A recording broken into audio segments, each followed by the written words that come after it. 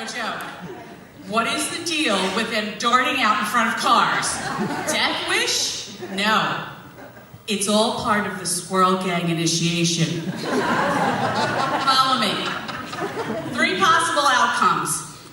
The squirrel darts out in front of the car, you slam on the brakes, he gets across, cool, he's in the squirrel gang. That's number 1. Second outcome, he darts out, he gets across the side, he's safe, you wreck your car into a tree.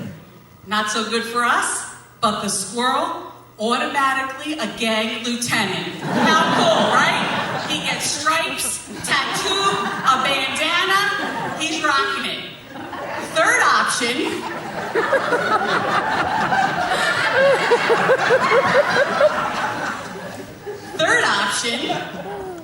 squirrel runs out in front of you, enough said, right? He ends up just one bandana wearing, tattooed, dead furry thing on the road. We've all seen them. Every neighborhood's got them. But speaking of furry things, I learned recently that, this microphone's falling. Excuse me. I learned recently that mice are actually only 1 gene splice away from squirrels. I don't know about you, but mice, ugh. But what's also interesting is that researchers have found that mice genetically are very similar to human beings. So they'll use mice for scientific experiments to see how chemotherapy will work or certain medications. And what I've learned, even without all of that scientific mumbo-jumbo genetics, if women could just marry other women and screw men, the world would be a much happier place.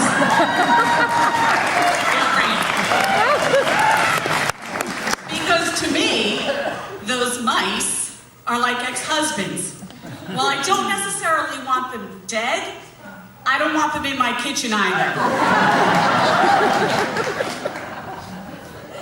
So again, being on the road, I have to use public restrooms often. More often than I care to. It's just nature of the beast. And what I've really discovered is that I don't like the automatic flushers, and they are everywhere now. You can't even go into a truck stop, right, with the automatic flushers. But I've solved that problem. Before I even enter the ladies' room, I chew some gum. Grape bubble gum.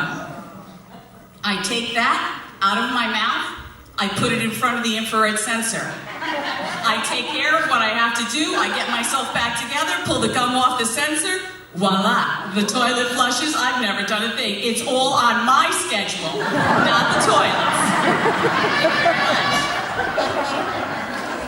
When I'm not on the road, I work from home, and it can be a little lonely. So sometimes when the telemarketers call, I actually get excited, I get interested. This is gonna be good, right? And I started my career in telemarketing.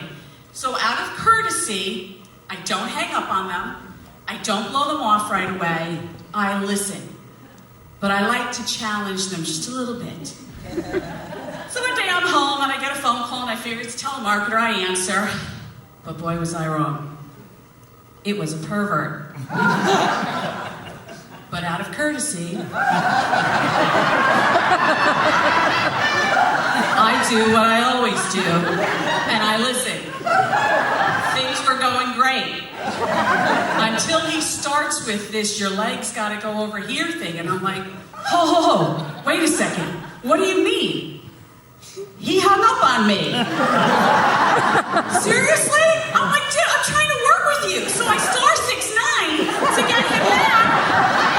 He blocked my call. I'm like, that's a bad day, right? I still don't understand where my leg was supposed to go in that whole scenario, but, I'll work it out eventually. I've also learned from being on the road that I should listen to my GPS. I have this app on my phone, and it's very, very reliable. She gets me to where I'm going, and I've learned to listen to her and not try and get there on my own terms. I listen to her so much that I've named her Betty. Betty and I are friends. And I love long car rides. I really don't mind them. I put in a CD, I listen to some music or an audiobook, but for directions, I rely on Betty. But long rides can get a little like boring if you're by yourself. So it got me thinking, it would be really awesome if you could program a different personality in the GPS, right? So it's not just make a left in 1,000 feet. So I thought, here's 3 possible personalities that you might hear. Say if you miss an exit, this is what they would say. Grandma. Oh, she said, just to miss the exit. You come over, we have something to eat, okay? No worries. There you have it. Then there's the therapist. I hear you. How does that make you feel? Did your father miss a lot of exits when you were a child?